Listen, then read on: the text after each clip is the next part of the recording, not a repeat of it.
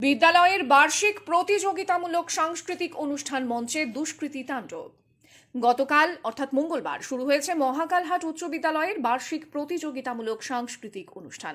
আজ বুধবার দ্বিতীয় দিনের অনুষ্ঠান রয়েছে এই মঞ্চে। আর এরই মাঝে একটি দুঃখজনক ঘটনার সাক্ষী থাকলো মহাকালহাটবাসী।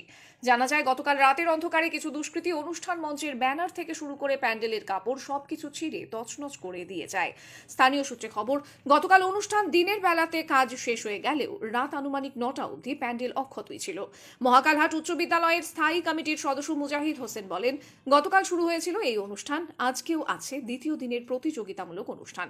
কিন্তু গতকাল রাতে কেউ বা কারা অনুষ্ঠান মঞ্চে তাণ্ডব চালিয়ে ব্যানার থেকে শুরু করে প্যান্ডেলের কাপড় সবকিছু ছিঁড়ে দিয়ে গেছে। সকালবেলা তিনি ঘটনাটি জানতে পেরে বিদ্যালয়ের সভাপতি দীপক কুমার ভট্টাচার্যকে ঘটনাটি জানান। এরপর খবর দেওয়া হয় সাহেবগঞ্জ থানাতে। খবর পেয়ে ঘটনাস্থলে আসে এসআই রাহুল ওরাওয়ের নেতৃত্বে বিশাল পুলিশ বাহিনী। ঘটনার তদন্ত শুরু করেছে সাহেবগঞ্জ থানা। ঘটেছে এখানে প্রতি বছরে না, এবছরও মহাকালহাট বার্ষিক সাংস্কৃতিক অনুষ্ঠান গতকালকে হয়েছে প্রথম দিন, আজকে দ্বিতীয় দিন।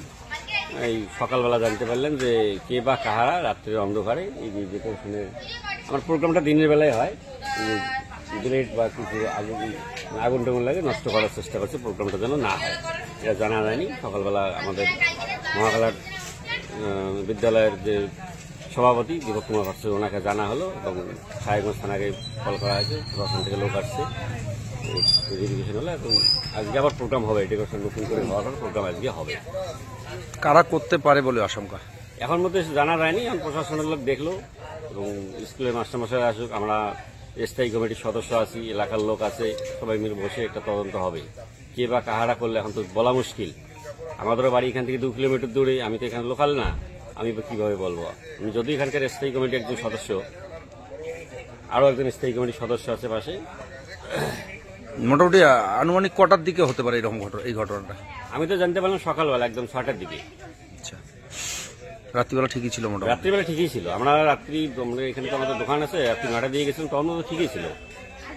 এর আগে এরকম বড় বড় প্রোগ্রাম, এখানে কালী পূজা হয়, বড় বড় ডেকোরেশন পড়বে, আজ অবধি শুনিনি যে মহাকালহাটে স্কুলের মাঠে কোনো প্রোগ্রাম এরকম কোনো ক্ষয়ক্ষতি হয়েছে, আজ অবধি শুনিনি এরকম কোনো। এটা ছোটখাটো প্রোগ্রাম, এই প্রথম। আপনার নাম? আমার নাম মুজাহিদ হোসেন, আমি মহাকালহাট স্কুলের স্থায়ী কমিটির একজন সাধারণ সদস্য।